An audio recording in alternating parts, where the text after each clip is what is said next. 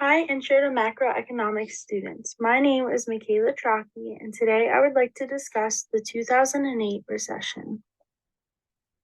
What is the 2008 recession? The recession of 2008, also known as the Great Recession, is the financial crisis and economic downturn that occurred between 2007 and 2009. Overall, the cause of this recession is the burst of the U.S. housing bubble, which led to a worldwide financial crisis.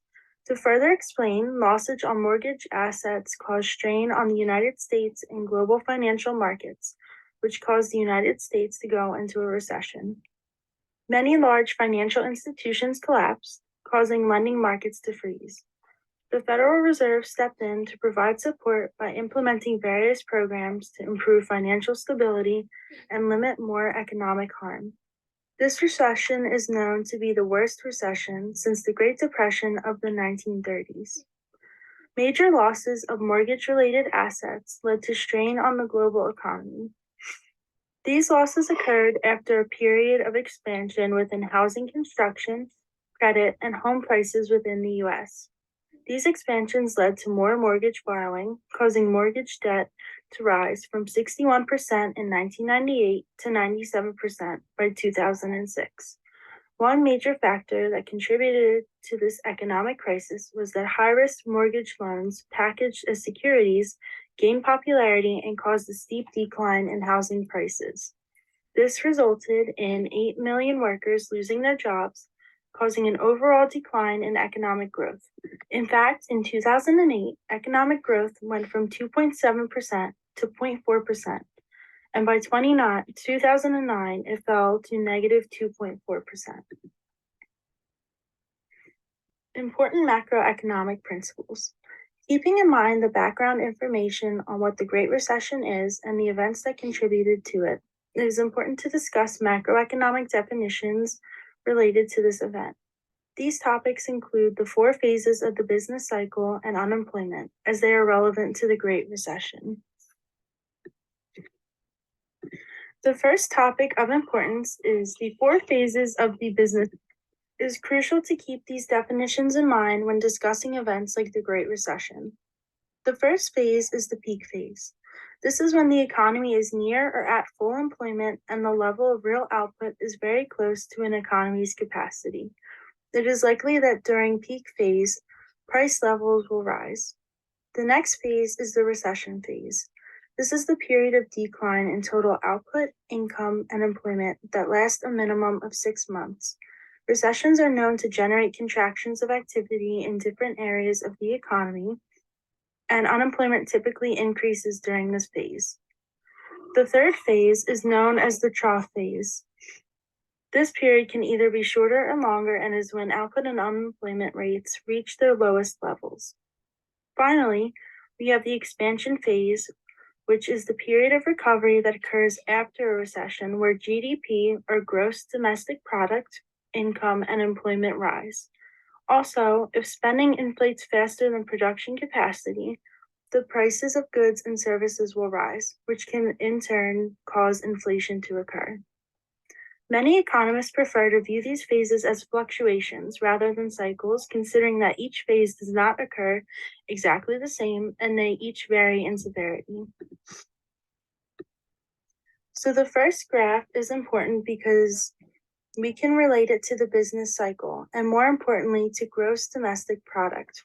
Here is a chart about how the Great Recession was responsible for a large and long-lasting gap between the actual and potential GDP.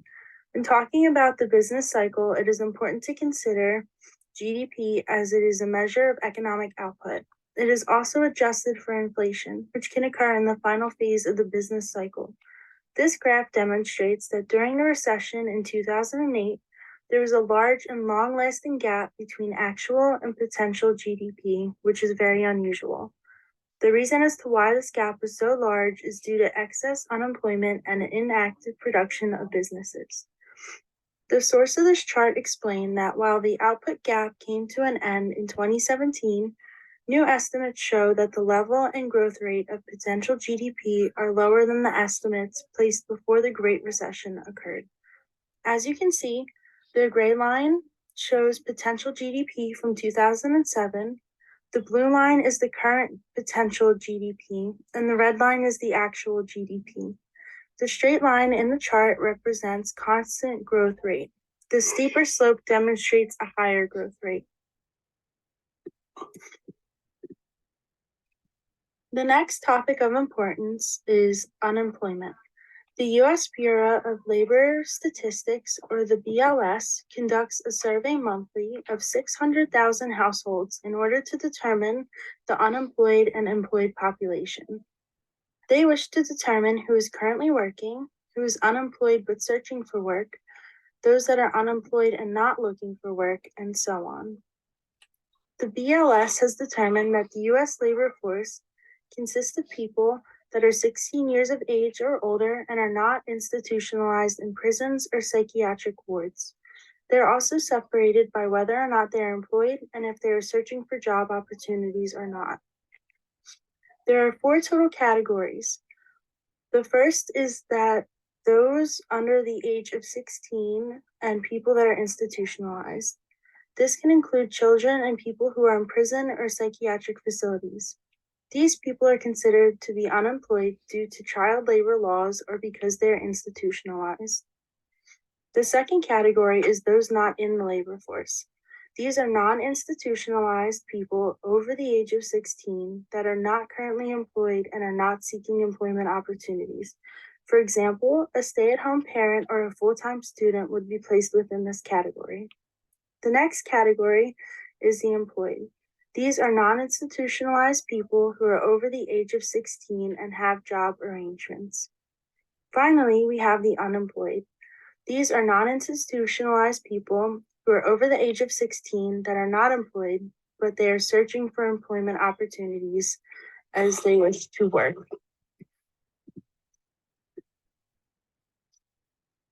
Now I want to go over some unemployment charts.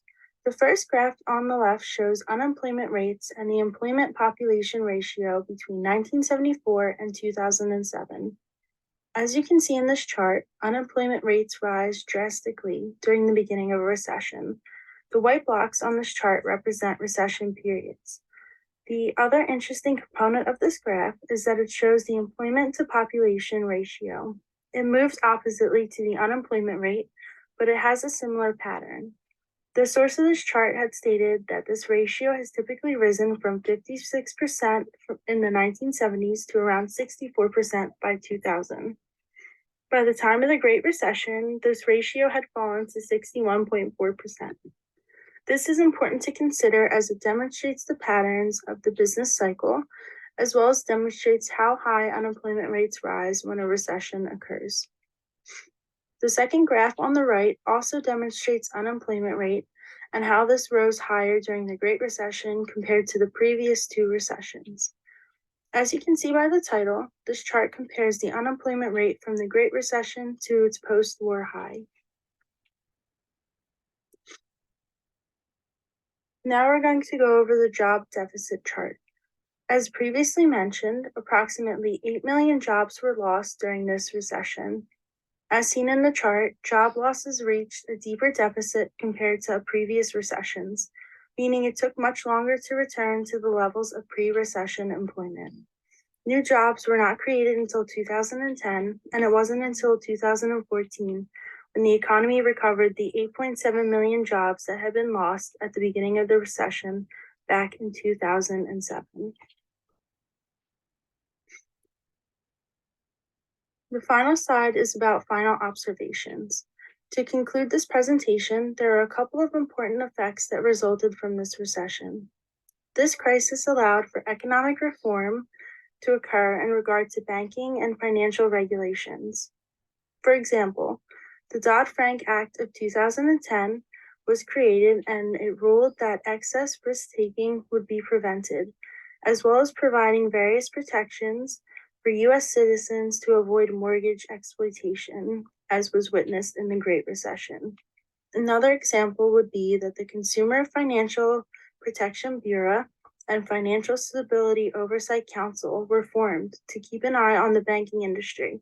They also had to watch over Wall Street.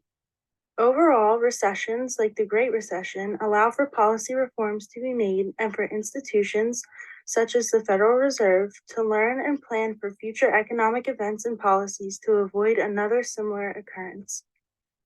Thank you for listening to my presentation on the recession of 2008.